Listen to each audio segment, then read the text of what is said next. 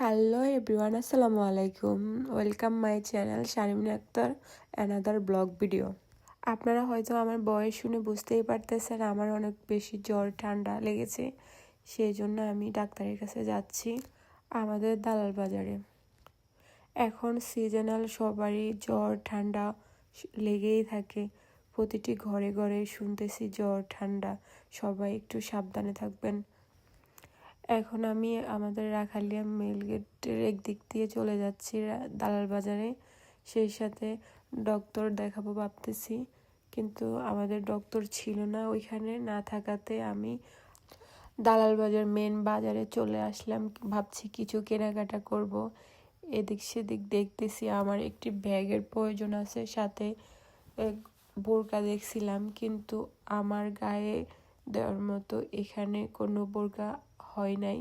আমার লং বোরকার 58, তাদের কাছে 56 পর্যন্ত ছিল। সেই সাথে আপনারা তো দেখতেই পারতেছেন নানান ধরনের জামা কাপড়, সব ধরনের সব কিছু। যখনই আমরা বাজারে আসি যা দেখি সবই ইচ্ছে করে কিনতে।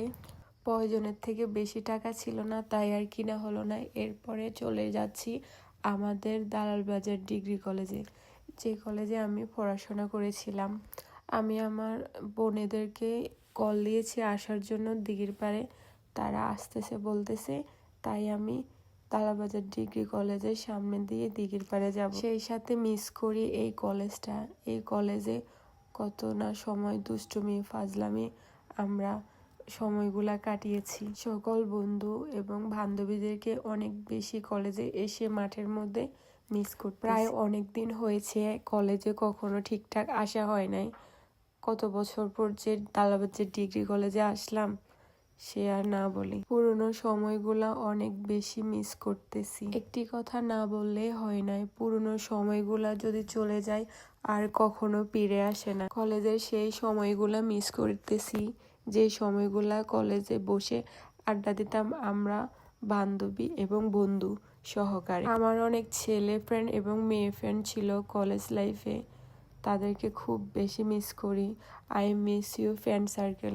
এরই মাঝে বোনেদেরকে একবার কল দিয়ে জিজ্ঞেস করলাম তারা কি এখনো রেডি হয়েছে। তারা বলতেছিল আসতে একটু সময় লাগবে। আর আমি কি করব, এখানে কলেজের মধ্যে একটু ঘোরাফেরা, এদিক সেদিক দুষ্টামি ফাজলামি করতে। এরপর বোনেরা অনেক লেট করে আসছে, যদিও ওই সময় ক্লিপটা ছিল না, তাই আপনাদেরকে দেখাইতে পারি নাই।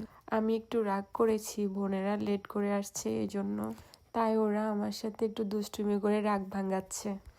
এরপর দালাবাজার দিঘির পাড়ে আমরা পোড়া রুটি এবং কি এগুলা সম্ভবত মালাই চা, এই চাটি খেলাম, ভালোই হয়েছে, আমাদের কাছে খুবই ভালো লেগেছে। চাইলে আপনারা এসেও খেয়ে যেতে পারেন। চা খাওয়া শেষ করে ডক্টর দেখাইতে চলে আসলাম। সেই সাথে আমার জ্বর মাপালো এবং প্রেশার তারা দেখতেছে ঠিকঠাক আছে কিনা। আজকের ভিডিও এই পর্যন্ত। পরবর্তী ভিডিওতে আবার আপনাদের সাথে দেখা হবে। আল্লাহ হাফেজ, আসসালামু আলাইকুম।